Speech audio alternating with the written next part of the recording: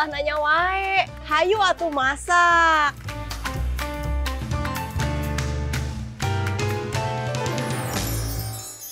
Nah, sesuai janji Teh Jenny tadi kan kita udah masak tengkleng yang sedep ya. Sekarang masih yang sedep-sedep tapi ada bau-bau semerbak. Tapi ini mah kenikmatan hakiki. Apalagi atuh ya kalau bukan petei. Nah, kita mau bikin nasi bakar cumi asin pete. Langsung aja yuk kita ke bahan-bahannya. Bahan-bahannya ada one and only petei ya. Petei alias pete ya, semerbak tapi hakikinya kenikmatannya. Setelah itu, untuk membungkus tidak lupa pastinya harus pakai daun pisang ya. Setelah itu, cumi jangan lupa, cuminya aku pakai cumi asin. Nah, cumi asinnya harus direndam dulu sama air panas kurang lebih 15 menit. Nasinya nih jangan lupa, biar pulen, biar enak, pakai beras putih. Nanti kita bakal campur dengan beras ketan. Untuk sambal petenya nggak lupa harus pakai cabai merah. Boleh pakai cabai rawit, boleh pakai cabai keriting, bebas. Untuk ngoseng pastinya kita perlu minyak. Minyaknya boleh minyak kelapa, boleh minyak kelapa sawit, bebas. Biar wangi, biar enak, sambalnya harus pakai daun salam. Lalu ada batang sereh, jangan lupa nanti digeprek ya. Daun jeruk, bawang merah, bawang putih. Oke atuh kalau gitu sekarang kita mulai masak. Tapi sebelum masak aku punya tips nih. Hanya di Kiss Kitchen Secret Say.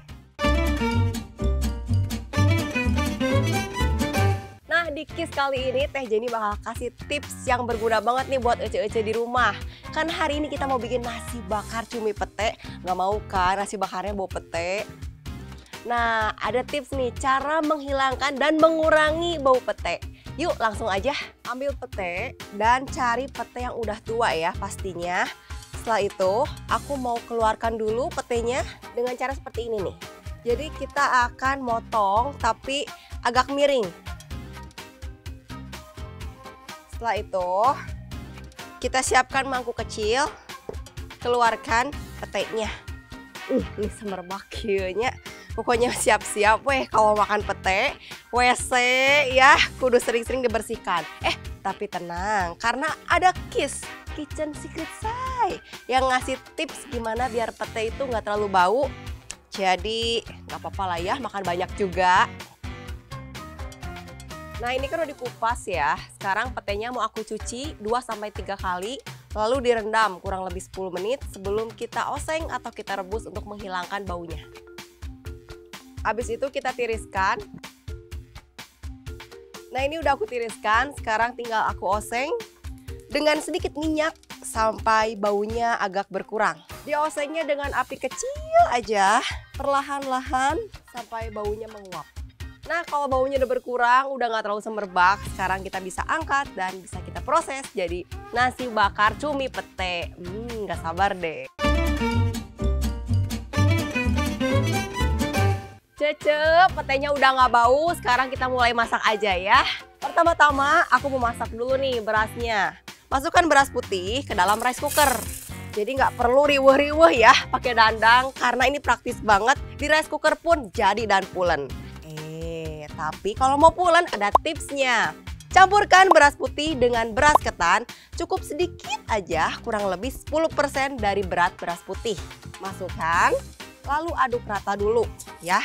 Setelah itu kita masukkan aromatiknya. Ada sereh geprek, setelah itu kita masukkan daun salam. Aduk rata. Lalu kita tambahkan air. Kalau kata orang zaman dulu mah ya, air teh sebanyak garis curugnya, garis tulunjuk ya. Nah udah pas kan? Tapi karena kita di zaman modern gitu ya, ada matematikanya. Jadi kalau misalkan berasnya 200 gram, airnya 200 gram lebih sedikit, kurang lebih 220 gram. Paham nggak? Paham atuh ya. Kalau liur mah pakai curug wengis lah. Ya. Sekarang aku mau masak dulu sampai matang ya. Sambil nunggu, kita masak dulu sambal pete cumi asinnya. Siapkan talenan, iris tipis bawang merah dan bawang putih. Iris tipis bawang putih ya. Biar nggak gigi jelegan, iris dulu dikit, terus kita bisa iris dengan tenang ya. Nah sama ya, sekarang kita iris juga bawang putih seperti ini. Ini udah diiris, bawang merah, bawang putih.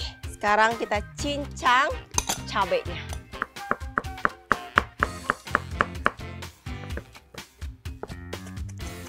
Sekarang kita cincang daun jeruk. Cara mencincang daun jeruk yang benar, ini tips juga ya. Jangan dicincang sama kornya karena ini nggak bisa dimakan, nggak enak. Jadi buang dulu kornya atau batangnya. Setelah itu kita gulung, padat gulungnya. Langsung kita cincang, iris-iris dulu baru kita haluskan lagi cincangannya. Nah, langsung kita sisihkan juga. Sekarang kita tinggal potong-potong nih cumi asin yang udah direndam dengan air panas. Cumi asinnya jangan lupa dibersihkan ya sampai kinclong pisan pokoknya mah. Sedikit tips ya supaya cuminya nggak loncat kemana-mana, kan dia licin ya, leur. Harus kita elap-elap dulu. Setelah kering baru kita bisa potong-potong. Ini yang dalamnya ini sebenarnya enak loh, karena ini adalah telur. Nah ini udah diiris-iris tipis. Sekarang kita langsung oseng aja sambal cumi petenya. Masukkan minyak secukupnya. Masukkan bawang merah dan bawang putih. Ini cukup. Kita langsung masukkan aja cabai yang sudah dicincang kasar. Aduk rata. Masukkan cumi. Cantik ya warnanya ya. Masukkan daun jeruk yang sudah dicincang halus atau sudah dirajang halus sebagai pewangi alami dan penyedap rasa alami. Fotonya pete yang sudah dihilangkan baunya. Oseng dan masak sebentar aja sampai harum dan sampai wangi. Baru kita kasih garam, gula, merica.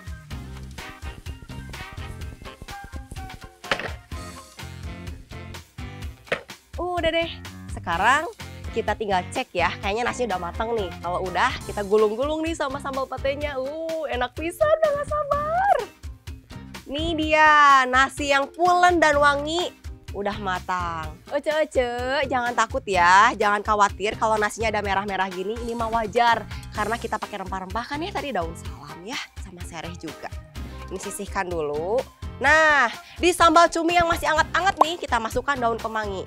Jangan pas panas tadi, nanti layu-layu teuing gitu ya, jadi kurang cantik gitu ya. Nah, sisihkan di mangkuk, lalu sekarang kita gulung-gulung.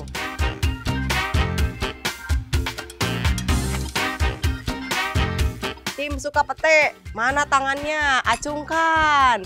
Ada tips lagi nih, ngegulungnya harus lagi nasinya masih anget karena lebih mudah, lebih gampang dan gak gampang keluar. Siapkan griller yang garis-garis gini supaya cantik, nanti hitam-hitam gitu ya. Tapi kalau misalkan gak ada ya udah pakai panci biasa, gak apa-apa. Letakkan deh tadi gulungan yang udah kita buat, nasi cuminya sambil ditekan sampai satu arah lumayan hitam. Nanti kita ganti ke arah lain. Begitu pula sebaliknya sampai 4 sisi.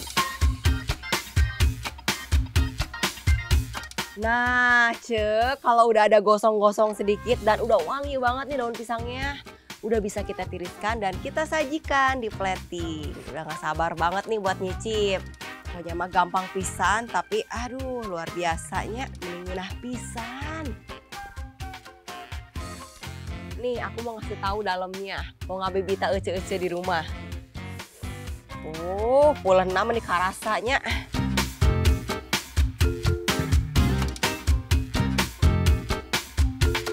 Nah ini dia nasi bakar cumi asin petenya udah jadi.